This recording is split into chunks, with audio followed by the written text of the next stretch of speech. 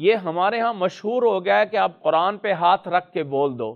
یہ قرآن میں ہاتھ رکھنے کا قسم میں کوئی تصور نہیں ہے.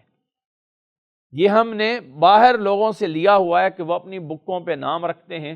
وہ کہتے ہیں کہ ایک عدالت میں ایک بیچارے کسی ان پڑھ کو، کسی جاہل کو لایا گیا، کوئی فیصلہ ہو رہا تھا، تو اسے کہا گیا بھئی تیرے حق میں فیصلہ کر دیتے ہیں، تم قسم اٹھا لو.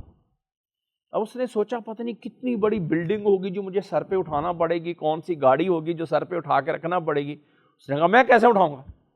اس کے سامنے جب لایا گیا کہ یہ اٹھا لو، اس نے کہا یہ تو 10 بھی میں اٹھا لوں گا، لے آؤ میں 10 اٹھا لوں گا، تو یہ تو کوئی وزن نہیں ہے. تو قسم کا مطلب اس کتاب کی قسم اٹھانا اس ورق اور گتے کی نہیں ہوتا، بلکہ قرآن کی قسم اٹھانے کا مطلب وہ مفہوم ہوتا ہے جس کو ہم صفت کلام اللہ کی کہتے ہیں، اس کی قسم اٹھائی جاتی ہے، اور وہ جائز ہے. اللہ تعالیٰ کے نام کی، اللہ کی صفات کی، اللہ کی ذات کی قسم اٹھانا جائز ہے. جب انسان کہے مجھے قرآن کی قسم، تو وہ یہ سمجھے کہ میں اللہ کی صفت کلام کی قسم اٹھا رہا ہوں. وہ یہ نہ سمجھے کہ میں کاغذ اور گتے کی قسم اٹھا رہا ہوں. ہاتھ رکھنا نہ رکھنا قسم کے اندر، اس کا اسلام میں کوئی تصور موجود نہیں ہے.